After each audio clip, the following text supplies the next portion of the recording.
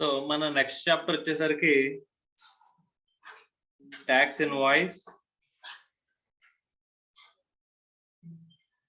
Debit note, credit note, e-way bill. So ఇక్కడ tax invoice అనేది మనం ఎప్పుడు ఇష్యూ చేయాలి అని చెప్పేసి సెక్షన్ 31 ప్రకారం ఆల్రెడీ మనం చూసాం. ఇన్ కేస్ ఆఫ్ గూడ్స్ అయితే ఎప్పుడు మనం ఇన్వాయిస్ అనేది ఇష్యూ చేయాలి, ఇన్ కేస్ ఆఫ్ సర్వీసెస్ అయితే ఎప్పుడు మనం ఇష్యూ చేయాలని చెప్పేసి మనం ట్యాక్స్ లెవీ చేసేటప్పుడు మనం మాట్లాడుకున్నాం. గుర్తుందమ్మా? రైట్. సో అక్కడ సెక్షన్ 31 లో రెఫర్ చేస్తూ అక్కడ ప్రొవిజన్స్ కూడా మనకి చెప్పారు. ఇన్ కేస్ ఆఫ్ గూడ్స్ కనుక మూవ్మెంట్ ఆఫ్ ది గూడ్స్ ఉన్నదనుకోమ్మా, మూవ్మెంట్ ఆఫ్ ది గూడ్స్ ఉంటే ఉన్నారమ్మా,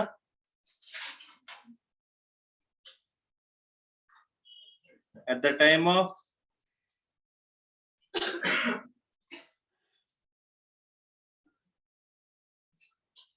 సో మనం ట్రాన్స్పోర్ట్ కి ఇచ్చేటప్పుడే మనం ఏం చేయాలమ్మా, ఇన్వాయిస్ అనేది రేజ్ చేయాలి. అదే at the time of అంటే ఇక్కడ మూవ్మెంట్ ఆఫ్ ది గూడ్స్ లేదనుకోమ్మా, మూవ్మెంట్ ఆఫ్ గూడ్స్ లేకపోతే at the time of delivery మనం ఏం చేయాలమ్మా, ఇన్వాయిస్ అనేది రేజ్ చేయాలని చెప్పేసి మాట్లాడుకున్నాం. అలాగే సర్వీసెస్ గురించి కూడా మనం మాట్లాడుకున్నాం. అక్కడ మనం ఏమనుకున్నామమ్మా, సర్వీసెస్ అనేవి ప్రొవైడ్ చేసినప్పుడు మనం ఇన్వాయిస్ అనేది రేజ్ చేయాలని చెప్పేసి మాట్లాడుకున్నాం. Okay right. ఇలా మనకి సెక్షన్ 31 గురించి మాట్లాడుకున్నాం. ఇప్పుడు మళ్ళీ మాట్లాడుకుంటాం. అర్థమవుతుందా? ఇన్వాయిస్ అనేది ఎప్పుడు రేజ్ చేయాలనేది ఇప్పుడు మళ్ళీ మాట్లాడుకుందాం. కానీ what are the particulars and contents of the tax invoice? What are the contents and particulars of the tax invoice అనేది ఇప్పుడు మనం చూస్తామమ్మా. జనరల్ గా మనకు తెలిసింది ఏంటి అని చెప్పేసి అంటే జస్ట్ ఓవరాల్ వ్యూ మాట్లాడుకుందాం. ఆ తర్వాత అక్కడ ఉన్న యాక్ట్ ప్రకారం ఏముందో అనేది మనం చూద్దాం. ట్యాక్స్ ఇన్వాయిస్ లో మనకి ఏముండాలి, సప్లయర్ జిఎస్టి ఉండాలి, జిఎస్టిఎన్. తర్వాత రిసిపియంట్ జిఎస్టిఎన్ ఉండాలి. తర్వాత ఇంకేముండాలమ్మా, HSN, address of the supplier, name of the supplier, other particulars. ఇవి కాకుండా మనకి డిస్క్రిప్షన్ ఆఫ్ ది గూడ్స్ ఉండాలి. తర్వాత క్వాంటిటీ, రేట్, అమౌంట్ ఉండాలి కదమ్మా. తర్వాత ట్యాక్స్, ట్యాక్స్ అనేది సపరేట్ గా మెన్షన్ చేస్తా కదమ్మా, ట్యాక్స్ ఇన్వాయిస్ అవుతుంది. ట్యాక్స్ అనేది సపరేట్ గా మెన్షన్ చేసి దానికి ఐజిఎస్టీ అయితే ఐజిఎస్టీ, సిజిఎస్టీ ఎస్జిఎస్టీ అయితే సిజిఎస్టీ ఎస్జిఎస్టీ, సిజిఎస్టీ యూటీజిఎస్టీ అయితే సిజిఎస్టీ యూటీజిఎస్టీ, ఇలా బైఫర్కేషన్ అనేది ఖచ్చితంగా ఉండాలమ్మా. అంతే కదా? రైట్. సో ఆ పర్టికులర్స్ అన్ని మనకి ఉండాలి. సో అలాగే ప్లేస్ ఆఫ్ డెలివరీ, ఎక్కడ మనం డెలివరీ చేస్తాం కూడా ఉండాలి కదమ్మా. సో ఈ ప్లేస్ ఆఫ్ డెలివరీ, ఇవన్నీ కూడా contents of the tax invoice. ఈ మనం తెలిసినవి. మరి యాక్ట్ లో ఏమేం కావాలని చెప్తారు కదమ్మా, దాని ప్రకారం ఏం చేయాలని చెప్పేసి మనం చూద్దాం. Okay right. సపోజ్ ఇంకా మనకి ఇన్వాయిస్ అనేది ఇంకా రేజ్ చేయలేదు, రేజ్ చేయడానికి ముందే అడ్వాన్స్ గా పేమెంట్ వచ్చింది. అడ్వాన్స్ గా పేమెంట్ వస్తుందా రాదమ్మా జనరల్ గానే? మరి అడ్వాన్స్ గా పేమెంట్ వచ్చినప్పుడు మనం ఏమి ఇష్యూ చేస్తామమ్మా, అవతల పర్సన్ కి రిసీట్ వౌచర్ ఇష్యూ చేస్తాం లేదా? సో ఆ రిసీట్ వౌచర్ అనేది ఎలా ఉండాలి ఏమ్మా, రిసీట్ వౌచర్ అనేది ఎలా ఉండాలి? ఓకే. సో అలాగే అడ్వాన్స్ గా మనం పేమెంట్ చేస్తాం అనుకో వేరే వాడికి, మనం ఏం చేస్తాం, పేమెంట్ వౌచర్ ఉంటుంది కదమ్మా. ఒకవేళ మనం అడ్వాన్స్ గా రిసీట్ తీసుకున్నాం కానీ సర్వీసెస్ అది కానీ గూడ్స్ కానీ సప్లై చేయలేదు, అంటే యాక్టివిటీ హాజ్ నాట్ డన్, చేయనప్పుడే మనం ఏముంటుందమ్మా, తిరిగి ఇచ్చేస్తాం కదా డబ్బులు. అంటే దానికి ఏముండాలి, రిఫండ్ వౌచర్. అర్థమవుతుందా? సో అలా డిఫరెంట్ వౌచర్స్, డిఫరెంట్ మనకి ఆస్పెక్ట్స్ ఆఫ్ మనకి ఏముంటాయమ్మా, డిఫరెంట్ డాక్యుమెంట్స్ అనేవి మనం ప్రిపేర్ చేయాల్సిన అవసరం అనేది ఉంటుంది. వాటికి సపరేట్ పర్టికులర్స్ అనేవి ఎలా ఉండాలి, what are the contents of those documents అనేవి మనం చూడబోతున్నాం. అర్థమైందా? Is it clear or not? Right. So ఈ జిఎస్టి ప్రొవిజన్స్ ప్రకారం మనం ఒక ఇన్వాయిస్ తయారు చేసాం అనుకోమ్మా, ట్యాక్స్ ఇన్వాయిస్. ఎన్ని కాపీస్ తయారు చేయాలమ్మా అని చెప్పేసానంటే, it is if in case of goods అయితే కనుక మనకి ఏమో చెప్తాడంటే ట్రిప్లికేట్ అంటాడమ్మా. ట్రిప్లికేట్ అంటే 3 కదా, 3 కాపీస్ తయారు చేయాలంట. ఒకటి మనం ఏం చేస్తాం, రిసిపియంట్ కి ఇస్తాం. రిసిపియంట్ కి ఇస్తాం కదమ్మా. 2 మనం ట్రాన్స్పోర్టర్ కి ఇస్తాం. 3 it will be lies with the supplier. ఎవరైతే సప్లయర్ చేశాడో సప్లయర్ ద్వారా కూడా వాడు సేల్ చేసిన డాక్యుమెంట్ ఉండాలి కదమ్మా, ట్యాక్స్ ఇన్వాయిస్. సో రిసిపియంట్ కి ఒకటి వెళ్ళాలి, ట్రాన్స్పోర్టర్ కి ఒకటి వెళ్ళాలి. అర్థమైందా? రైట్. ఇక్కడ సప్లయర్ దగ్గర నుంచి రిసిపియంట్ కి ట్రాన్స్పోర్టేషన్ స్టార్ట్ అయినప్పుడు ఇన్వాయిస్ తో పాటుగా ఒక డాక్యుమెంట్ ఉండాలంట. దాన్ని ఏమంటారంట, ఈ వే బిల్ అంటారమ్మా. ఏమంటారు? వే బిల్ అంటారు. జనరల్ గా దాన్ని ఎలక్ట్రానిక్ ఫామ్ లో చేస్తాం కాబట్టి ఇప్పుడు ఈ వే బిల్ అని చెప్పేసి మనం మాట్లాడుకుంటాం. వాట్ ఈస్ వే బిల్ అని చెప్పేసి అంటే, ఇక్కడ నుంచి ఇక్కడ మనం సప్లయర్ దగ్గర నుంచి గూడ్స్ ఎక్కడికి వెళ్తున్నాయమ్మా, రిసిపియంట్ కి వెళ్తున్నాయి. రిసిపియంట్ కి వెళ్తున్నప్పుడు ఈ గూడ్స్ మీద ట్యాక్స్ కట్టారా లేదనేది ఎలా తెలుస్తుంది? డిపార్ట్మెంట్ కి తెలియాలా లేదమ్మా? సో తెలియాలంటే ఇన్వాయిస్ రేస్ చేసి ఉండాలి. ఒకటి movement of the goods start అయింది. ఇక్కడ movement of the goods start అయింది కాబట్టి ఇక్కడ ఖచ్చితంగా దాంతో పాటు ఏముండాలి, ఏం ట్రావెల్ చేయాలి, ఇన్వాయిస్ అనేది ట్రావెల్ చేయాలి. సప్లయర్ ఇన్వాయిస్ అనేది ఇష్యూ చేస్తాడు. మరి సప్లయర్ ఇన్వాయిస్ అనేది ఇష్యూ చేసింది ఆ వాల్యూనే మనకి ట్రాన్స్పోర్టేషన్ జరుగుతుంది అని చెప్పేసి తెలియాలంటే మనం ఏం చేయాలంట, ఈ వే బిల్ జనరేట్ చేయాలంటమ్మా. ఈ వే బిల్ ఇప్పుడు ట్రాన్స్పోర్టర్ దగ్గర డ్యూరింగ్ ద ట్రాన్స్పోర్టేషన్ ఏ డాక్యుమెంట్స్ ఉండాలంటే, ఒకటి వే బిల్ ఉండాలి, 2 invoice, tax invoice. So already invoice supplier raise చేసి ఉంటాడు కదమ్మా, ఆ ఇన్వాయిస్ పర్టికులర్స్ ఉండాలి, ఈ వే బిల్ పర్టికులర్స్ కూడా ఉండాలమ్మా. సో ఈ invoice particulars, way bill particulars match అయితే కనుక మధ్యలో కనుక ఎవరైనా ఆపి పట్టుకున్నా సరే, ఆఫీసర్లు ఉంటారు కదమ్మా, ఆఫీసర్ ఇన్స్పెక్షన్ చేయడానికి వెహికల్ ఆపుతారమ్మా. ఇందులో మనం ఈ వే బిల్ లో మనం ఏం చేస్తామంట, ఎక్కడి నుంచి ఎక్కడికి వెళ్తుంది వెహికల్, ఎవరు డ్రైవరు, అంతే ఏ వెహికల్ వెళ్తుంది, ఎంత క్వాంటిటీ తీసుకెళ్తుంది, అందులో ఎంత దాని మీద ఇన్వాయిస్ అనేది ఎక్కడి వరకు జరిగింది, ఈ పర్టికులర్స్ అన్ని మెన్షన్ చేస్తూ మనం వే బిల్ అనేది జనరేట్ చేయాలంట. సో కాబట్టి మధ్యలో ఆపినా సరే వాళ్ళు ఎక్కడ ఉన్నారు ఏంటి అనేది కూడా వాళ్ళకి ఏం చేస్తుంది, ఆ వే బిల్ చూస్తే తెలిసిపోతుందమ్మా. అర్థమైందా? Is it clear or not? E way bill validity కూడా ఉంటదమ్మా. మనకి ఎక్కడి నుంచి ఎక్కడి వరకు ట్రావెల్ చేస్తున్నా అనే డిస్టెన్స్ ని బేస్ చేసుకుని validity 1 day or 1.5 day or 2 days అని చెప్పేసి వాటి ముందుగానే ఫిక్స్ చేసి ఇచ్చేస్తారమ్మా. ఆ వ్యాలిడిటీ అయిపోతుంది, ఇంకా మనకి ట్రాన్స్పోర్టేషన్ కంప్లీట్ అవ్వలేదు, బై ఎనీ రీజన్ ట్రక్ ఆగిపోవడం కానీ, స్లోగా వెళ్ళడం కానీ, something has happened but delivery has not been completed అంటే ఈ వే బిల్ ని మళ్ళీ ఏం చేస్తారమ్మా, ఎక్స్టెండెడ్ వే బిల్ చేస్తారమ్మా. ఏం చేస్తారు, way bill extended way bill generate చేసి పంపిస్తారమ్మా. మీకు అర్థమైందా? సో ఆ వే బిల్ అనేది త్రూ అవుట్ ద ట్రాన్స్పోర్టేషన్ లో ఎక్కడైనా సరే ఆగితే, అక్కడ ఆపితే అక్కడ మనం వే బిల్ చూపించి దాంతో పాటు ఇన్వాయిస్ చూపించి మనం ఏం చేయాలి, ట్రాన్స్పోర్టేషన్ అనేది తీసుకువెళ్లాల్సిన అవసరం అనేది ఉంటుందమ్మా. సో అలాంటి వే బిల్ జనరేషన్ గురించి మనం మాట్లాడుకుంటాం. ఈ ట్యాక్స్ ఇన్వాయిస్ ప్రిపరేషన్ గురించి కూడా మనం మాట్లాడుకుంటూ ఉంటాం. అర్థమైందా? సో టోటల్ గా ఈ చాప్టర్ లో మనం నేర్చుకోబోయేది ఏంటి అంటే కనుక, invoice and various documents to be maintained. మీకు అర్థమవుతుందా? Is it clear or not? So అదే ఇన్ కేస్ ఆఫ్ సర్వీసెస్ అనుకోమ్మా, ట్యాక్స్ ఇన్వాయిస్ ఎన్ని డాక్యుమెంట్స్ సార్ ఎన్ని కాపీస్ తయారు చేయాలని చెప్పేసి అంటే డూప్లికేట్ అంటాడమ్మా. అంటే 2 అంటే ఒకటి ఏంటంటే రిసిపియంట్ దగ్గర, రెండోది ఏంటంటే సప్లయర్ దగ్గర. 2 కాపీస్ తయారు చేస్తాం, ఒకటి వీడి దగ్గర ఒకటి రిసిపియంట్ దగ్గర ఉంటే సరిపోతుందమ్మా. కానీ ట్రాన్స్పోర్ట్ గూడ్స్ అయితే కనుక ట్రాన్స్పోర్టేషన్ జరుగుతుంది కదమ్మా, అలాంటప్పుడు ఆ ట్రాన్స్పోర్టేషన్ దానికి సంబంధించిన వే బిల్ అనేది, వే బిల్ తో పాటు ఇన్వాయిస్ అనేది ఉండాలి. కాబట్టి మొత్తం ఎన్ని టైప్స్, ఎన్ని కాపీస్ తయారు చేయమంటున్నాడు, ట్రిప్లికేట్. అర్థం అవుతుందా? రైట్. సో ఇక్కడ వేరియస్ డాక్యుమెంట్స్ గురించి వాటి గురించి కూడా మనం మాట్లాడుతాం. ఇంకొక పాయింట్ ఏంటంటే ఈ ఇన్వాయిసింగ్ అంటాడు. ఏమంటాడు, e invoicing. Sir what is e invoicing అని చెప్పేసి అంటే కనుక, మనకి ఒక సెపరేట్ పోర్టల్ అనేది ఒకటి ఇస్తున్నాడమ్మా. అంటే సర్టెన్ టర్న్ ఓవర్ కంటే ఎక్కువ కనుక ఉన్నట్లయితే, అంటే టు అవాయిడ్, దీనిలో ఏం చేస్తారంటే నార్మల్ గా ఫేక్ బిల్స్ ఉంటాయి కదమ్మా, ఈ ఫేక్ బిల్స్ ని అవాయిడ్ చేయడానికి ఎప్పటికప్పుడు ఏం చేస్తారంటే ఈ ఇన్వాయిసింగ్ అనేది జనరేట్ చేస్తారు. ఎలాగంటే ఇప్పుడు ప్రస్తుతానికైతే కనుక 10 crores కంటే ఎక్కువగా ఉన్న టర్న్ ఓవర్ అంటే ప్రిసీడింగ్ ఫైనాన్షియల్ ఇయర్ లో మీ టర్న్ ఓవర్ కనుక 10 crores దాటితే ఫ్రమ్ ది 1st October, ఈ అక్టోబర్ ఉంది కదమ్మా 22, ఈ 1st October నుంచి మీరు ఏం చేయాలంట, ఈ ఇన్వాయిసింగ్ అనేది చేయాలంట. ఈ ఇన్వాయిసింగ్ అంటే ఏంటంటే నార్మల్ గా మనం ఇన్వాయిస్ అనేది ప్రిపేర్ చేస్తామా సార్? ఎస్, మనం బయట ఇన్వాయిస్ అనేది ప్రిపేర్ చేసుకోవాలి. సో ఇక్కడ ఈ ఇన్వాయిసింగ్ లో మనం ఆ డీటెయిల్స్ ని పర్టికులర్స్ ని ఏం చేయాలమ్మా, మనం అప్లోడ్ చేయాలంట. ఓకే, సో అలా అప్లోడ్ చేస్తే మనకి ఒక రెఫరెన్స్ నెంబర్ అనేది వస్తుందంట. ఏమొస్తుంది? Reference number. ఆ రెఫరెన్స్ నెంబర్ మనం ఏం చేస్తామంట, మన ఇన్వాయిస్ మీద, మనం ఆల్రెడీ జనరేట్ చేసిన ఇన్వాయిస్ మీద మనం రిఫ్లెక్ట్ చేసి ఆ ఇన్వాయిస్ ని ఎవరికి ఇవ్వాలంటమ్మా, మన రిసిపియంట్ కి ఇచ్చుకోవాల్సిన అవసరం అనేది ఉంటుందంట.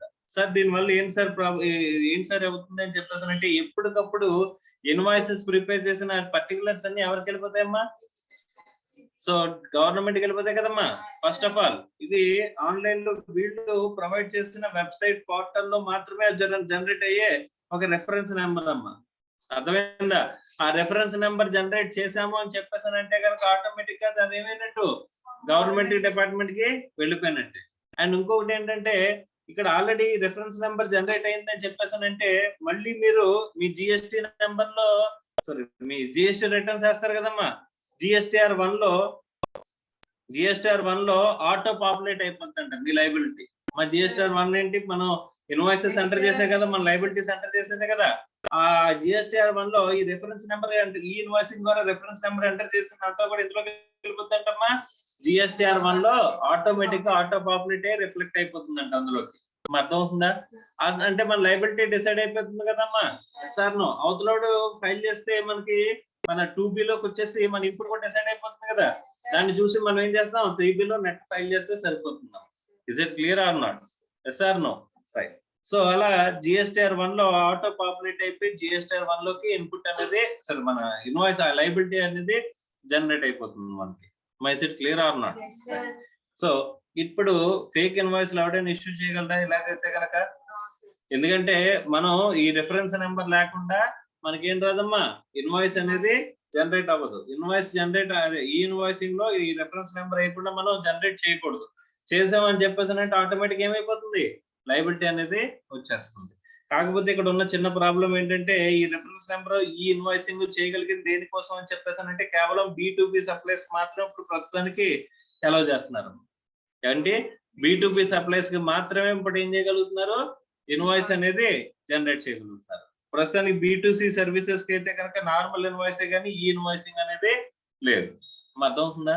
సో మనం అవతల వాడి జిఎస్టి నెంబర్ ఇస్తే కనుక అప్పుడు మనం ఏం చేస్తాం, B2B సర్వీసెస్ అనేది మనం ఇచ్చేస్తాం. Is it clear or not? అర్థమైందా? తర్వాత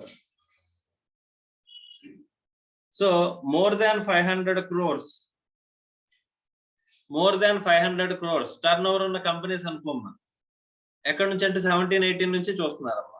సో B2C సర్వీసెస్ లో మనకి along with the invoice the QR code system అనేది కూడా జనరేట్ చేసే మెకానిజం పెట్టారమ్మా. QR కోడ్ సిస్టమ్ అనేది జనరేట్ చేసే మెకానిజం పెట్టారు. సపోజ్ ఇప్పుడు మీరు డిమార్ట్ కి కానీ లేకపోతే స్పెన్సర్స్ కి కానీ ఇలాంటి వాటికి వెళ్ళి పర్చేస్ చేశారు అనుకోమ్మా. If you want to pay through ఏమంటారంటే, ఇది QR కోడ్ ద్వారా నేను పే చేస్తాను అని అన్నారు అనుకోమ్మా, ఈ గూగుల్ పే, ఫోన్ పే నుంచి పే చేస్తాను అన్నారు అనుకోమ్మా. వాళ్ళు ఏం జనరేట్ చేస్తున్నారంటే డైనమిక్ QR కోడ్ జనరేట్ చేస్తున్నారు. Yes or no? ఆటోమేటిక్ గా QR కోడ్ ని స్కాన్ చేయగానే ఆటోమేటిక్ గా మీ అమౌంట్ అనేది అందులో రిఫ్లెక్ట్ అయిపోతుంది. ఎంత అమౌంట్ అనేది డైరెక్ట్ గా వచ్చేసి ఆ గూగుల్ పే నుంచి, ఫోన్ పే నుంచి డైరెక్ట్ గా పేమెంట్ అనేది దాని మీద క్లిక్ చేస్తే ఆటోమేటిక్ గా పేమెంట్ అనేది అయిపోయే సిస్టమ్ అనేది వస్తుందమ్మా. Yes or no? సో అలాగా QR కోడ్, ఇదేంటి డైనమిక్ QR కోడ్. అందరికి స్టాటిక్ అంటే ఏంటి, ఒకలాగే ఉంటది అందరికి. ఇప్పుడు బయట మనం షాప్స్ లోకి వెళ్ళినప్పుడు బయట పడుతున్నారు చూసారమ్మా, అదే QR కోడ్ అంటే స్టాటిక్ QR కోడ్, అందులో అమౌంట్ రావు. కానీ ఈ డైనమిక్ QR కోడ్ లో మనకి ఏం జనరేట్ అవుతుందంట, ఆటోమేటిక్ అమౌంట్స్ కూడా జనరేట్ అయిపోతాయి. ఇప్పుడు POS, ఇప్పుడు కొన్ని పెట్రోల్ బంక్స్ లోని మనకి ఏంటంటే POS మిషన్స్ ఉంటాయి కదమ్మా. ఆ POS మిషన్స్ లో మీరు UPI పేమెంట్ అనగానే వాళ్ళు ఏమంటారంటే అమౌంట్ ఎంత చెప్పండి సార్ అంటారు. అమౌంట్ కొట్టిన తర్వాత ఒక QR కోడ్ జనరేట్ అవుతుంది. ఆ క్యూఆర్ కోడ్ స్కాన్ చేయగానే అమౌంట్ తో సహా మీకు డైరెక్ట్ గా ఏమవుతుంది, పే జస్ట్ పే అనే దానికి క్లిక్ అయ్యేలాగా మొత్తం వెళ్ళిపోతుంది అమ్మా. Yes or no? అలాంటి జనరేట్ చేసే క్యూఆర్ కోడ్ అంటే dynamic QR code generation system అనేది ఒకటి ఇన్కార్పొరేట్ చేశారంట. అది ఎవరికి అప్లికబుల్ అవుతుందంటే అమ్మా, మోర్ దాన్ 500 crores ఉండే కంపెనీకి అప్లికబుల్ అవుతుంది. దట్టు ఎవరికంటే ఓన్లీ B2C సర్వీస్. ఏంటంట? B2C సప్లైస్ అనుకోండి. కొన్ని B2C సప్లైస్ కి అది అప్లికబుల్ అవుతుందంట. ఆ సిస్టమ్ గురించి మొత్తం ఇప్పుడు మనం నేర్చుకోబోతున్నాం. అర్థమైందా? అంటే టోటల్ గా చాప్టర్ ఓవర్ వ్యూ ఏంటి అని చెప్పేసానంటే, ఇన్వాయిసెస్, ట్యాక్స్ ఇన్వాయిస్ అనేది కానీ, బిల్ ఆఫ్ సప్లై కానీ, ఆ రిఫండ్ వోచర్ కానీ, లేకపోతే మనం పేమెంట్ వోచర్ కానీ, రిసీట్ వోచర్ కానీ, ఇంకా ఎనీ అదర్ డాక్యుమెంట్స్ కానీ, డెబిట్ నోట్ కానీ, క్రెడిట్ నోట్ కానీ, what are the contents of those కానీ, ఈ వేబుల్ సిస్టమ్ గురించి కానీ, లేకపోతే మనకి ఈ ఇన్వాయిసింగ్ సిస్టమ్ గురించి కానీ, లేకపోతే ఇక్కడ మనం చూసుకున్న డైనమిక్ క్యూఆర్ కోడింగ్ సిస్టమ్ గురించి కానీ మీకు అర్థమవుతుందమ్మా. ఇవన్నీ కూడా మనం ఈ చాప్టర్ లో నేర్చుకోబోయే overview of the chapter. Okay,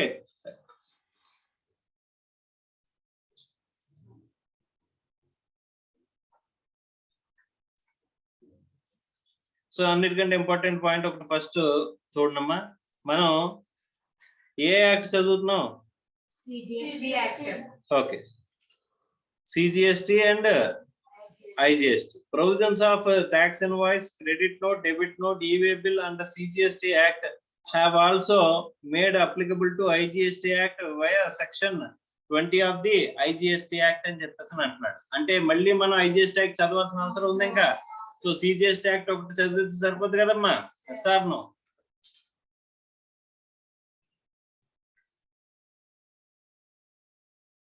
so first tax invoice గురించి మాట్లాడుకుందాం అమ్మా. ట్యాక్స్ ఇన్వాయిస్ అంటే ఎవరు ఇష్యూ చేస్తారమ్మా? రెగ్యులర్ రిజిస్ట్రేషన్ ఉన్న సప్లయర్ మనకి ఏం చేస్తాడు? ఇష్యూ చేసే డాక్యుమెంట్ ఏమంటాం? Tax invoice. అదే రెగ్యులర్ సప్లయర్ కాదనుకో మాడు, అంటే లైక్ కాంపోజిషన్ ఏవి ఉందనుకో అక్కడ bill of supply. Non taxable services bill of supply, exempted services bill of supply. అర్థమైందమ్మా? సో ఇక్కడ మనం మాట్లాడుకుంటుంది ఏంటి? ట్యాక్స్ ఇన్వాయిస్ అనేది ఎప్పుడు ఇష్యూ చేయాలి అని చెప్పేసానంటే 31 subsection 1 లో చెప్తున్నారు. Registered person supplying taxable goods shall before or at the time of removal of goods for the supply of to the recipient where the supply involves movement of the goods.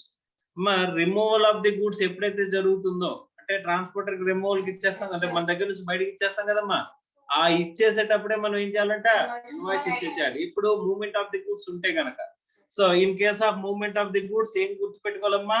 Removal of goods. ఇది ఎప్పుడు? In case of movement of the goods ఉంటే. Sir movement of the goods లేకపోతే the delivery of the goods are making available thereof to the recipient in any other case. అంటే movement of the goods లేదు అని చెప్పేసానంటే, movement of goods అనేది లేదు అని చెప్పేసానంటే నాట్ దేర్. అప్పుడు ఏంటంటమ్మా? Either delivery or making available for delivery, making available for.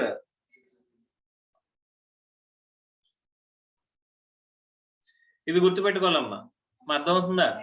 Is it అంటే ఫస్ట్ మనం ఎప్పుడు డాక్యుమెంట్ ఇష్యూ చేయాలంటే మీకు ఫస్ట్ మనం క్వశ్చన్స్ అడగాలి. ఏ క్వశ్చన్ అడగాలి? Is in case of movement of the goods is involved. Movement of the goods ఉందా లేదా అని చెప్పేసి. మూవ్మెంట్ ఆఫ్ ది గూడ్స్ ఉంటే రిమూవల్ ఆఫ్ ది గూడ్స్. మరి రిమూవల్ ఆఫ్ ది గూడ్స్ ని గుర్తుపెట్టుకోవాలంటే మనం ఖచ్చితంగా చెప్పచ్చు. ఎందుకంటే మనకి ఇక్కడ నుంచి movement of the goods start అయిందంటే ఖచ్చితంగా గూడ్స్ తో పాటు ఏముండాలి? వే బిల్ ఉండాలి, ఇన్వాయిస్ ఉండాలి. అర్థమైందా? Is it clear or not? So way bill లో ఉండాలి, ఇన్వాయిస్ ఉండాలమ్మా. Is it clear or not? అలాంటప్పుడు ఖచ్చితంగా ఏం మనం జనరేట్ చేయాలి? ఇన్వాయిస్ జనరేట్ చేయాలి కదా. అంటే అంటే మూవ్మెంట్ ఆఫ్ ది గూడ్స్ అనేది మనం ఇందులో ఉంది అని చెప్పేసి అనుకుంటే, రిమూవల్ ఆఫ్ ది గూడ్స్ జరిగినప్పుడే మనం ఏం చేయాలి? ఇన్వాయిస్ జనరేట్ చేసి పంపించాలి. ఇన్ ఎనీ అదర్ కేసు అంటే మూవ్మెంట్ ఆఫ్ ది గూడ్స్ లేని కేసే కదమ్మా. మూవ్మెంట్ ఆఫ్ ది గూడ్స్ లేని కేసులో మనం at the time of delivery కానీ at the time of making availability of delivery కానీ పెడితే కనుక అప్పుడుగా మనం ఏం చేయాలమ్మా? ఇన్వాయిస్ జనరేట్ చేసి పెట్టాలి అని చెప్పేసి చెప్తున్నాడు. అర్థమైందా? So this is time limit for preparation of invoice and issuance of invoice. Issue a tax invoice showing ఏమేమి చూపించాలంటే description, quantity and value of the goods, the tax charged thereon and such other particulars as may be prescribed. Okay. Provided the government may, on the recommendations of the council, by notification specify categories of goods or supplies in respect of which a tax invoice shall be issued within such a time and such a manner as may be prescribed అంటున్నాడు. కావాలనుకుంటే మళ్ళీ rules అయ్యి రాసుకోవచ్చు. On the recommendations of the council ఈ టైంలో మనం issue చేయాలి invoice అని చెప్పేసి సపరేట్ గా రాసుకోవచ్చు కదమ్మా. Yes or no? ఆ ఫ్లెక్సిబిలిటీ అనేది పెట్టుకున్నారమ్మా. అర్థమైందా? సో యాక్ట్ లో ఇది రాస్తూనే ఈ ఫ్లెక్సిబిలిటీ అనేది ఇక్కడ పెట్టుకున్నారు. అర్థమైందా? నెక్స్ట్ మా పైది ఫస్ట్ ఏంటమ్మా? గూడ్స్ కి సంబంధించింది అంతేనా? సెకండ్ ఏంటి? Services. Registered person supplying taxable services shall, before or after the provision of the service but within the prescribed period, ఇది ఆల్రెడీ మనకు తెలుసమ్మా, 30 days. ప్రిస్క్రైబ్డ్ పీరియడ్ ఏంటి? 30 days. సో మనం ప్రొవిజన్ ఆఫ్ సర్వీస్ అంటే బిఫోర్ ప్రొవిజన్ ఆఫ్ సర్వీస్ కానీ after provision of service కానీ, మా before provision of service కి టైం లిమిట్ ఉండదు కానీ ఆఫ్టర్ ప్రొవిజన్ ఆఫ్ సర్వీస్ మాత్రం ఇప్పుడు లోపు మనం ఇన్వాయిస్ ఇష్యూ చేయాలంట. 30 days లోపు మనం ఇన్వాయిస్ అనేది ఇష్యూ చేయాలని చెప్పేసి మనం మాట్లాడుకున్నాం. ప్రిస్క్రైబ్డ్ పీరియడ్ అనేది కూడా మనం అక్కడ చెప్పుకున్నాం. అదే బ్యాంకింగ్ వాళ్ళు అయితే కనుక 45 days, banking and non banking NBFCs అయితే కనుక 45 days అని చెప్పేసి మనం మాట్లాడుకున్నాం. గుర్తుందా ఉన్నానే? రైట్. సో ఇప్పుడు ఇన్వాయిస్ ఇష్యూ చేయాలంటే before provision of service or after provision of service అనుకుంటే కనుక విత్ ఇన్ 30 days లోపు మనం ఏం చేయాలి? ఇన్వాయిస్ అనేది ఇష్యూ చేయాలి అని చెప్పేసి మనం మాట్లాడుకున్నాం. అంతేనా? Issue tax invoice showing the description, value tax charged thereon and such other particulars as may be prescribed. Okay. Document లో ఏమేం particulars ఉండాలని తర్వాత మనం చూద్దాం. Okay. Provided that the government may, on the recommendations of the council, by notification specify categories of services or suppliers in respect of which tax invoice shall be issued within such time and such a manner as may be prescribed. So ఎంత టైంలో issue చేయాలి అనేది కావాలంటే GST council recommendation తో మార్చొచ్చు అని చెప్పేసి అన్నారు. అలాగే ఎవరికి మార్చారమ్మా? బ్యాంకింగ్ ఎన్బిఎఫ్సిస్ కి మార్చారమ్మా. ఎంత? 45 days. నార్మల్ గా ఎవరికైనా అయితే ఎప్పుడు లోపు మనం ఇష్యూ చేయాలమ్మా? 30 days లోపు మనం ఇన్వాయిస్ అనేది ఇష్యూ చేసి తీరాలి. Okay. Subject to condition mentioned therein, specify the categories of services in respect of which any other document issued in relation to the supply shall be deemed to tax invoice and tax invoice may not be issued అని చెప్పేసి అని అంటున్నాడు. అనే కొన్ని conditions కనుక మనకి mention చేసి ఉంటే ఈ ఇన్వాయిస్ ప్లేస్ లో ఇంకో డాక్యుమెంట్ అయినా ఇష్యూ చేస్తే దాన్ని దేనికి ట్రీట్ చేస్తారంట?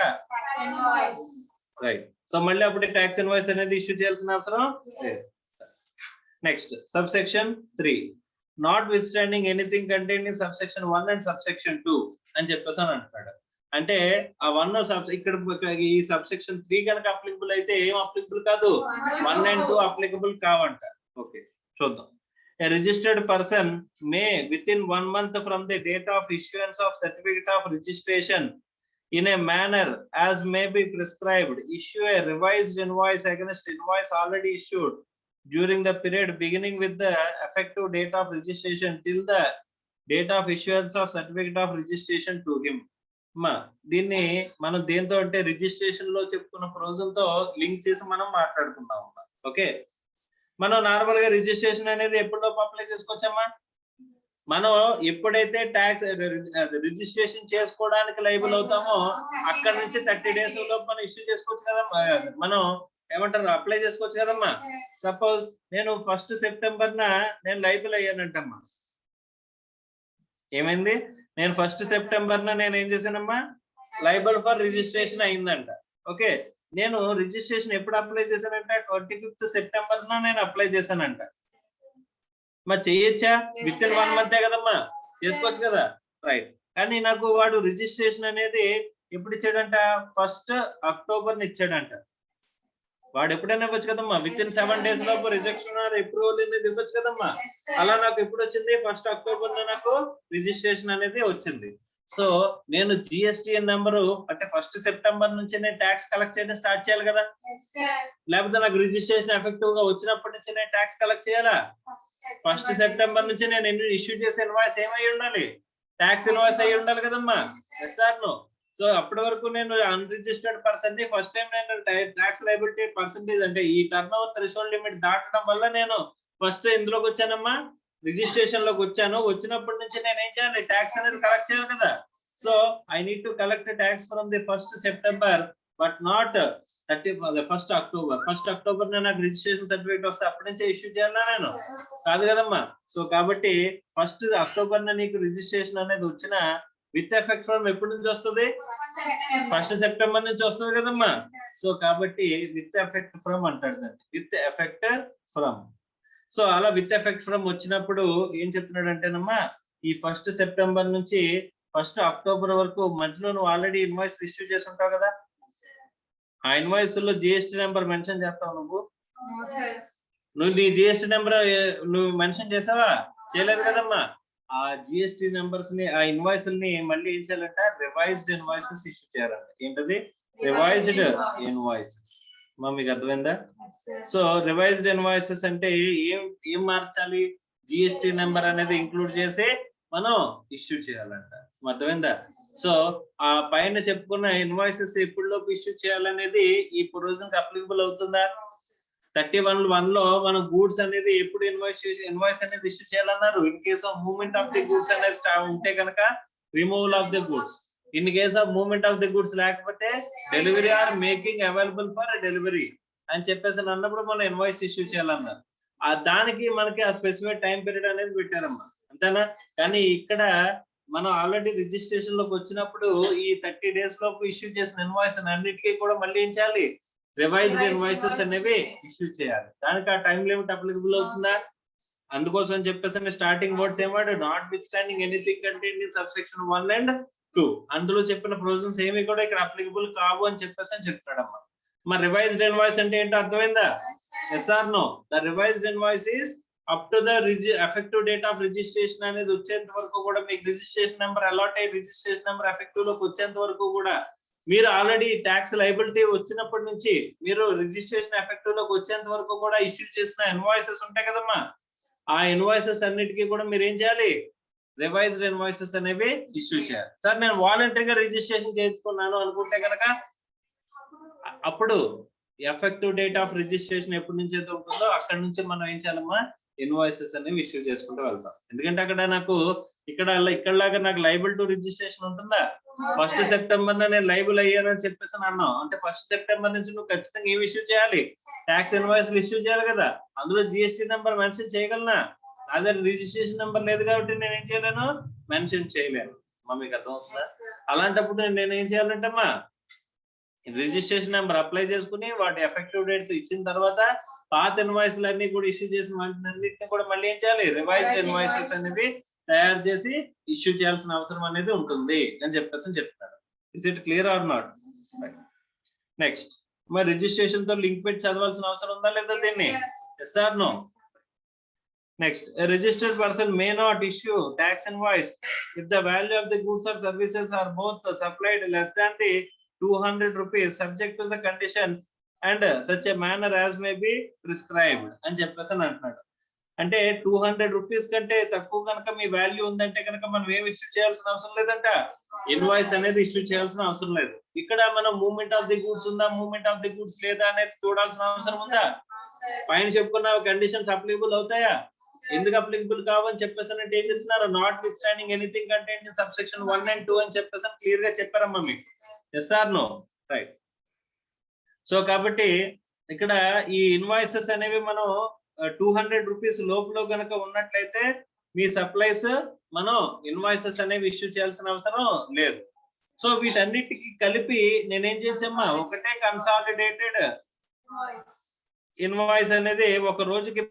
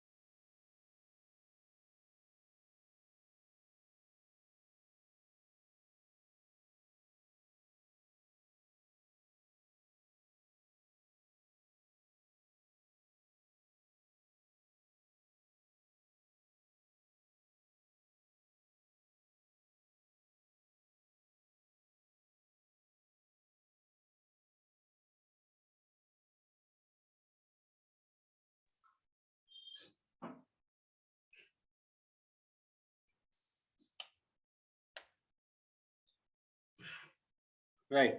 ఈ కన్సాలిడేటెడ్ ఇన్వాయిసెస్ ఉన్నాయి కదమ్మా, ఈ కన్సాలిడేటెడ్ ఇన్వాయిసెస్ అన్ని కూడా మనం ఇష్యూ చేయగలం అన్నారు. B2C సప్లైస్ అయితే కనుక మనం ఇష్యూ చేయగలమని చెప్పేసి అని అన్నారమ్మా.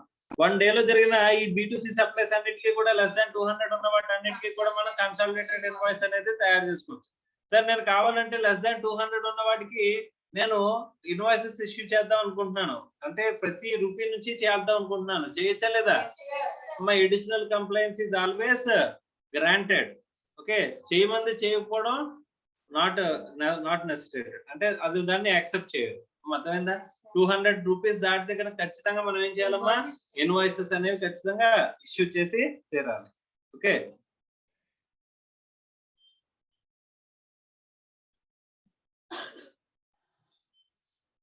next, a registered person supplying exempted goods or services or both or paying tax under the provisions of section 10 shall issue instead of tax invoice bill of supply containing such particulars and such a manner as may be prescribed అని చెప్పేసి అంటున్నాడు. అంటే ఇక్కడ ఏమంటున్నాడమ్మా, పైన చెప్పిన subsection 1 subsection 2 follow అవ్వాల్సిన అవసరం ఉంది. ఇక్కడ ఏంటిది, ఇక్కడ bill of supply. Bill of supply అని చెప్పేసానంటే ఎక్కడ వస్తుందమ్మా bill of supply? In case of composition dealers. అందుకోసం ప్రొవిజన్స్ ఆఫ్ సెక్షన్ 10 అన్నాడు. అర్థమైందా? తర్వాత ఇంకేమంటున్నాడమ్మా, every registered person supplying exempted goods అని సప్లై చేస్తున్న or services, exempted services or both paying tax under the provisions of section 10 shall issue tax invoice place లో ఏం issue చేయమంటున్నాడమ్మా, బిల్ ఆఫ్ సప్లై. అర్థమైందా? సో బిల్ ఆఫ్ సప్లై కూడా contents ఏముంటాయి, ఎలా ఉంటది అనేది చూడాలి, అవసరం ఉందా లేదా? Next, provided that the registered person may not issue A bill of supply if the value of the goods or services are both supplied is less than 200 rupees subject to the conditions and in such a manner as may be prescribed అన్నాడు. ఇక్కడ కూడా 200 less than 200 కి మనం issue చేయాల్సిన అవసరం లేదు, bill of supply issue చేయాల్సిన అవసరం లేదు. మరి వాటి అన్నిటికీ కూడా కన్సాలిడేటెడ్ గా ప్రిపేర్ చేసుకోవచ్చా లేదమ్మా? Next, a registered person shall on receipt of the advance payment with the respect to any supply of goods or services or both issue ఏమంటున్నాడమ్మా, receipt voucher or any other document containing such particulars as may be prescribed evidencing the receipt of payment. So మనం ఇక్కడ ఏంటిది, receipt voucher. మరి receipt voucher ఎలా ఉండాలి అనేది rules లో చూద్దాం తర్వాత. What are the contents of the receipt voucher అని చెప్పేసి మనం చూద్దామమ్మా. కానీ అసలు రిసీట్ వౌచర్ అంటూ ఉండాలని చెప్పేసి అనుకుంటున్నాం కదా. మనం డబ్బులు వచ్చినప్పుడు ఏం ఇష్యూ చేయాలి, మనకు పేమెంట్ వచ్చింది కానీ ఇంకా ఇన్వాయిస్ ఇష్యూ చేయలేదు, అలా రావచ్చామా డబ్బులు? వస్తే ఏమంటాం దాన్ని, అడ్వాన్స్ పేమెంట్. అదే సర్వీసెస్ లో అడ్వాన్స్ పేమెంట్ వస్తే కనుక ఖచ్చితంగా దాని మీద కూడా మనం ట్యాక్స్ కట్టాలి. గూడ్స్ లో కనుక మనకి అడ్వాన్స్ పేమెంట్ వస్తే కనుక దాని మీద ఏం అవసరం లేదు, ట్యాక్స్ ముందుగా పే చేయాల్సిన అవసరం లేదు. దానికోసం ఒక సర్క్యులర్ గురించి మాట్లాడుకున్నాం కదమ్మా, ఎస్ ఆర్ నో? సో కాబట్టి మనకి ఏంటమ్మది, రిసీట్ వౌచర్ ఫార్మాట్ మనం చూడాల్సిన అవసరం ఉంది. Okay, next, where on receipt of advance payment with respect to any supply of goods or services or both the registered person issue a receipt voucher but subsequently no supply is made and no tax invoice issued pursuant to thereof, the said registered person may issue a person who had made the payment a refund voucher against such payment. ఇక్కడ మనం first ఏం తీసుకున్నాం, receipt voucher ఇచ్చాం, మనకి receipt వచ్చిందని చెప్పేసాను. కానీ అవతలకి సమ్వాట్ హ్యాపెండ్, అక్కడ మెటీరియలైజ్ అవ్వలేదు మీ ఇద్దరి మధ్య కాంట్రాక్ట్. ముందు డబ్బులు వచ్చేసాయి కానీ మీ ఇద్దరి మధ్య ఏం జరగలేదు, సప్లై ఆఫ్ గూడ్స్ కానీ సప్లై ఆఫ్ సర్వీసెస్ కానీ జరగలేదు. అప్పుడు ఏం చేస్తారమ్మా, రిఫండ్ ఇచ్చేస్తారు కదమ్మా. ఆ రిఫండ్ ఇచ్చేదాన్ని ఏమంటున్నాడమ్మా, రిఫండ్ వౌచర్. ఈ రిఫండ్ వౌచర్ దగ్గర కూడా మనకి పైన చెప్పిన సబ్సెక్షన్ 1 సబ్సెక్షన్ 2 అప్లికబుల్ అవుతాయా? అప్లికబుల్ అవ్వవు. అందుకోసం ఎక్కడ చెప్పాడమ్మా, notwithstanding anything contained in subsection 1 and subsection 2 అని చెప్పేసి ఇక్కడ చెప్పాడు. Okay, right. Next, a registered person who is liable to pay tax under subsection 3 or subsection 4 of section 9 అంటే ఇదేంటి, రివర్స్ చార్జ్ మెకానిజం. ఇదమ్మా రివర్స్ చార్జ్ మెకానిజం. మనం మామూలుగా పైన మాట్లాడుకున్నదంతా ఏంటి, ఫార్వర్డ్ చార్జ్ కదమ్మా. ఈ రివర్స్ చార్జ్ మెకానిజం లో మనం గనక ఇచ్చేసుకున్నట్లయితే shall issue an invoice in respect of goods or services are both received by him from the supplier who is not registered on the date of receipt of goods or services are both. మరి receipt of అంటే registered person ఉన్నాడు, వాడు unregistered person దగ్గర నుంచి goods కొన్నాడు, దాని మీద కానీ గూడ్స్ ఆర్ సర్వీసెస్ తీసుకున్నాడు, దాని మీద రివర్స్ ఛార్జ్ ఎవరు కట్టాలంటే రిసిపియంటే కట్టాలంట. అలాంటప్పుడు ఒక డాక్యుమెంట్ అనేది మనం ఇష్యూ చేయాలంట. Okay, so a registered person who is liable to pay tax under subsection 3 or subsection 4 of section 9 shall issue an invoice. అంటే ఎవరు ఇష్యూ చేస్తున్నారమ్మా ఇక్కడ? Recipient is issuing invoice. So reverse charge లో recipient is issuing invoice. ఎందుకు అవతల వాడికి liability రావట్లేదు? ఎందుకు? వాడు అన్రిజిస్టర్డ్ పర్సన్ అంట. అన్రిజిస్టర్డ్ పర్సన్ కి ఇష్యూ చేయాలంటాడమ్మా ఇన్వాయిస్ కానీ బిల్ ఆఫ్ సప్లై కానీ. బిల్ ఆఫ్ సప్లై కూడా స్టార్టింగ్ కూడా ఏమంటే చూడండి, బిల్ ఆఫ్ సప్లై దగ్గర రిజిస్టర్డ్ పర్సన్ అని అన్నాడు కదమ్మా. సో అన్రిజిస్టర్డ్ పర్సన్ అనేది ఇక్కడ మన అన్రిజిస్టర్డ్ పర్సన్ రెగ్యులేట్ చేయలేమమ్మా యాక్ట్ ద్వారా. మన ఈ యాక్ట్ లోకి వస్తేనే కదమ్మా మీరు ఈ యాక్ట్ రెగ్యులేషన్స్ ఫాలో అవ్వాల్సింది, అవునా కదా? అందుకోసం అన్రిజిస్టర్డ్ పర్సన్ వీడు వీడి మీద వాటి మీద ఇనిషియేట్ చేయకుండా లేదు. ఈ యాక్ట్ ప్రకారం రావాలంటే ఈ యాక్ట్ లో మీరు ఏం చేయించాలి? రిజిస్ట్రేషన్ అనేది చేయించుకోవాలి. ఓకే, సో కాబట్టి రివర్స్ ఛార్జ్ లో కనుక ఇక్కడ కట్టాల్సి వస్తే రిసిపియంట్ ఏం చేయాలమ్మా? Invoice issue. సో మీకు సప్లై చేసేవాడు ఎవడు? Unregistered person. మీకు చెప్పాడమ్మా ఇక్కడ చూడండి, received by him from supplier who is not registered. అర్థమైందమ్మా? Who is not registered on the date of receipt of goods or services or both. So అంటే ఫస్ట్ నేను ఫార్వర్డ్ ఛార్జ్ లో అయితే నేనే ట్యాక్స్ ఇన్వాయిస్ ఇష్యూ చేయాలి. నేను reverse charge లో applicable అవుతున్నాను, నాకు సప్లై చేసిన వాడు అన్రిజిస్టర్డ్ పర్సన్ అనుకుంటే కనుక అప్పుడు నేను ఏం చేయాలంటే నేనే రిసిపియంట్ అయినా నేనే ఒక ట్యాక్స్ ఇన్వాయిస్ అనేది నేను ఇష్యూ చేయాలంట. మరి ఇప్పుడు నేను ట్యాక్స్ ఇన్వాయిస్ ఇష్యూ చేసి దాని మీద ట్యాక్స్ కడతానా? ఆ కట్టిన ట్యాక్స్ అని మళ్ళీ నేను ఇన్పుట్ కింద తీసుకుంటాను కదమ్మా. Yes or no? Is it clear or not? కానీ అది నా టర్న్ ఓవర్ లో ఇంక్లూడ్ చేస్తారా? అగ్రిగేట్ టర్న్ ఓవర్ లో ఇంక్లూడ్ చేస్తారా? చేయరా? ఇంక్లూడ్ చేయరమ్మా. మరి నేను ఇక్కడ ఇన్వాయిస్ అనేది ఇష్యూ చేస్తున్నాను కదా, ఇన్వాయిస్ ఇష్యూ చేసి ట్యాక్స్ కడుతున్నా సరే మన దాంట్లో ఏముంటదమ్మా? That should not be included in aggregate turnover. ఎందుకు అగ్రిగేట్ టర్న్ ఓవర్ ఇంక్లూడ్ చేయరమ్మా అని చెప్పేసి అంటే అక్కడ ఎక్స్క్లూడ్స్ లో క్లియర్ గా చెప్పారు కాబట్టి. అర్థమైందా? సో అన్రిజిస్టర్డ్ పర్సన్ కేసులో రివర్స్ ఛార్జ్ లో మనమే ట్యాక్స్ కట్టేటప్పుడు మనమే ఒక ట్యాక్స్ ఇన్వాయిస్ ఇష్యూ చేస్తున్నాం కదమ్మా. అయినా సరే మనం ఏం చేయమంటమ్మా? అయినా సరే ఏం చేయం మనం ఇక్కడ రిసిపియంట్ ట్యాక్స్ ఇన్వాయిస్ అనేది ఇష్యూ చేస్తాడు, but that should not be included in aggregate turn. అర్థమైందా?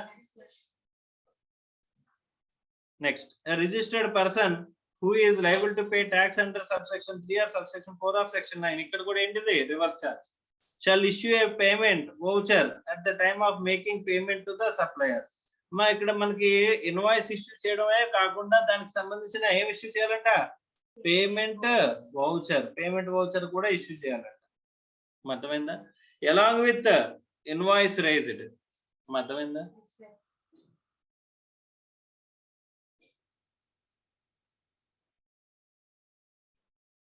నెక్స్ట్ ఏంటమ్మా? సబ్సెక్షన్ 4.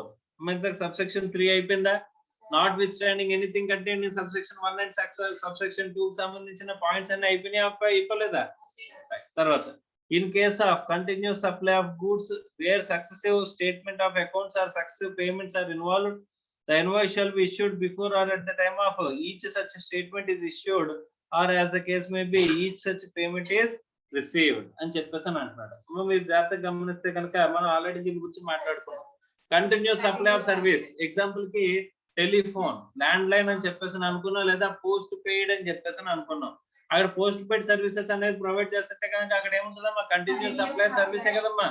అక్కడ మనకి ఏం చెప్తున్నాడమ్మా?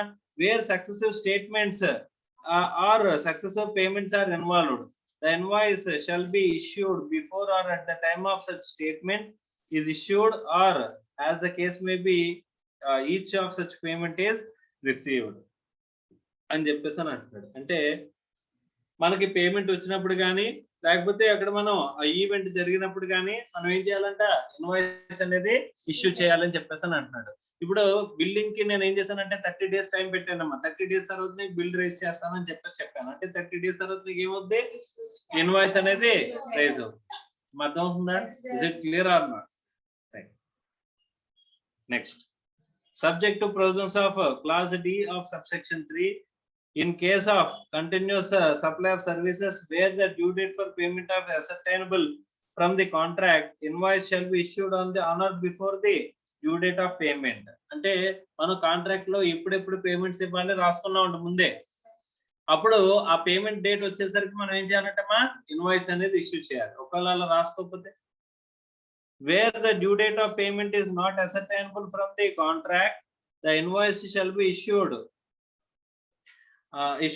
before or at the time when the supplier of services receives the payment. డబ్బులు ఎప్పుడైతే వస్తాయో అప్పుడు అని చెప్పేసి చెప్తున్నాడు. అప్పుడు ఏం చేయాలంట అంటే అక్కడ ఎప్పుడు పే చేయాలి, లైబుల్ టు పే అనేది డిసైడ్ చేసామా. సో అలాంటప్పుడు ముందుగా పేమెంట్ వస్తే పేమెంట్ అప్పుడే మనం ఇన్వాయిస్ అనేది ఇష్యూ చేస్తాం. Wear the payment is linked with the completion of the event, the invoice shall be issued on are before the date of completion of that event. ఆ event date చెప్పి ఆ event complete అయితే మీకు ఇస్తానని చెప్పేసి అన్నాం అనుకోమ్మా. మనం కంటిన్యూస్ అప్లై చేస్తున్నాం. If you reach 200 GB of usage, అప్పుడు నేను ఇన్వాయిస్ ఇష్యూ చేస్తాను అన్నాను అనుకోమ్మా. అప్పుడే మనం ఏం చేస్తాం, ఇన్వాయిస్ అనేది ఇష్యూ చేస్తాం. అర్థమైందా?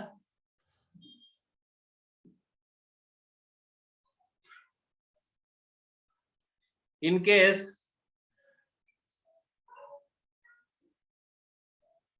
where the supply of services ceases under a contract before the completion of the supply, the invoice shall be issued at the time when the supply ceases, and such invoices shall be issued to the extent the supply was made before cessation.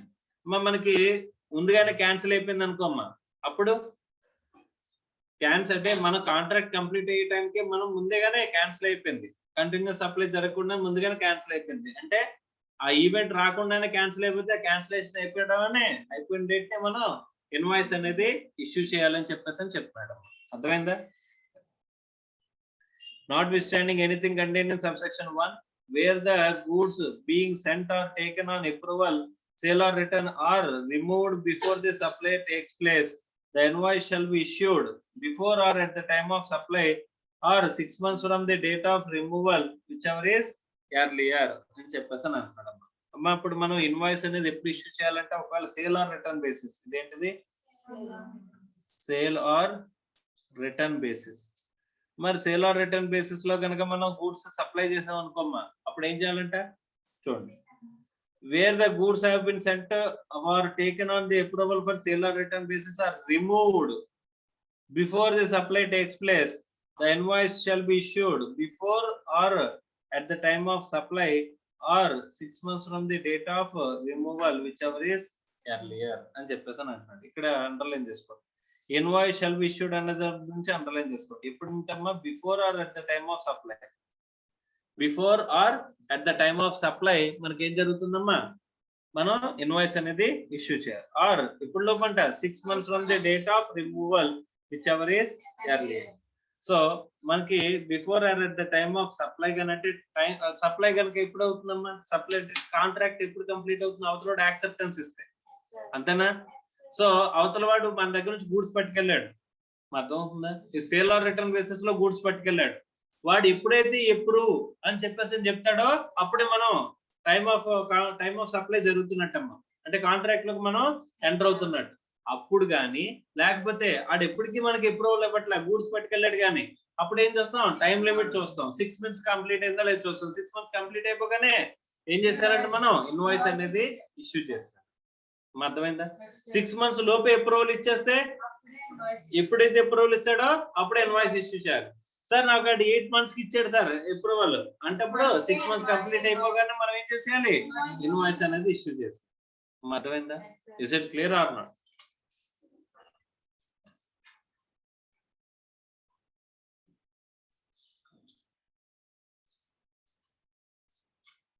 So ఇంకొక point ఉందమ్మా, అది కూడా చూసిన తర్వాత analysis చేద్దాం. Explanation for the purpose of this expression tax invoice shall include any revised invoice issued by supplier in respect of supply made earlier. Tax invoice considered as tax invoice. అర్థమవుతుందా? Is it clear or not? Revised invoice ఎప్పుడు issue చేస్తాం గుర్తుంది కదమ్మా. తర్వాత the government may on the recommendations of the council prescribe a class of registered persons of electronic payment to the recipient of supply of goods or services or both made by him and give option to such a recipient to make a payment accordingly in such a manner and subject to such conditions and restrictions as may be prescribed అని చెప్పేసి అని అంటున్నాడు. ఇక్కడ recommendations of the council base చేసుకుని a certain class of persons ఏం చెప్తున్నాడమ్మా, payment mode prescribed payment mode ద్వారా చేసేలాగా మనం ముందుగానే ఆ ఫెసిలిటీ ప్రొవైడ్ చేయొచ్చు అంట. దాన్ని ఏమనుకున్నాం, క్యూఆర్ కోడ్ సిస్టమ్ అని చెప్పేసి మనం మాట్లాడుకున్నాం కదమ్మా. ఆ క్యూఆర్ కోడ్ సిస్టమ్ గురించి చెప్తున్నాడమ్మా. ఓకే, ఒకవేళ దానికి ఆప్షన్ ఇవ్వాలి, ఆప్షన్ ప్రకారం పే చేసే అవకాశం అనేది మనం ప్రొవైడ్ చేయాలంట. అర్థమైందా? ఒక్కసారి మీరు అనాలిసిస్ అని ఉంది కదమ్మా, అనాలిసిస్ అనేది చదవండి అమ్మా.